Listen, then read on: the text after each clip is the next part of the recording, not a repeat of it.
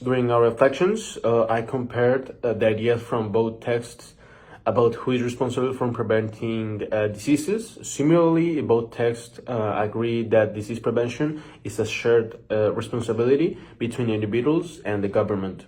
They also highlight that modern health problems, such as preventable illnesses, addictions, and sedentary lifestyles, require action from both sides. However, there are differences in how each text explains this shared responsibility. The first text emphasizes that the government must lead disease prevention because it has the resources to create vaccination campaigns, sanitation systems, and health education. It argues that while individuals can make healthy choices, these choices are limited when poverty or lack of access prevent people from acting on them. In conclusion, both texts agree on the same central idea. Disease prevention involves both government and individuals. Similarly, both argue that the government must lead. However, the first text focuses more on social inequality and the limits of personal responsibility, whereas the second text highlights the scale and effectiveness of government policies. Together, they show that prevention works best when both sides contribute. But strong government action is essential. My essay argues that disease prevention is a shared responsibility, but that the government must take the lead.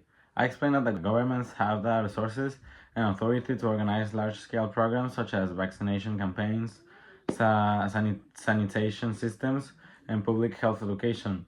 I also mentioned that individuals must maintain healthy habits and avoid harmful behaviors. But these decisions are strongly influenced by socioeconomic conditions. Therefore, without proper policies and infrastructure, people cannot protect themselves effectively. After reviewing both essays, we found some similarities and differences in our viewpoints about disease prevention. The similarities are that both essays agree that the government plays a primary role in disease prevention. For example, both mention that only the government can run mass vaccination programs and create regulations that protect entire populations. Similarly, both essays highlight that individuals and families still contribute by maintaining healthy habits and making responsible decisions. Now, let's go with the differences. However, one difference between the essays is the emphasis on social inequality. I argue that the personal decisions are deeply limited by socioeconomic conditions, whereas my teammate Amaury focuses more on the government capacity to guide public health but mentions inequality only indirectly. In other words, I place more weight on the challenges that poor family faces, while my teammate emphasizes the importance of government structure and policies. Now let's talk about why these perspectives exist.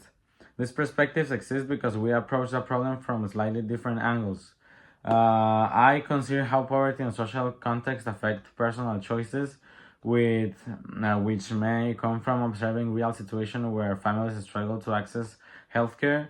And on the other hand, Amaury focused more on research about public health systems and the large-scale impact of government decisions. Even though our experiences and points of emphasis differ, both perspectives show that the government action and individual responsibility must work together. In conclusion, while individual actions matter, government leadership is essential for effective disease prevention. Our essays share the same main idea, but we approach the issue from slightly different viewpoints based on our experiences and focus areas, and also from what we research in order to get into this conclusion, but we can see that we have the same main idea. Thank you.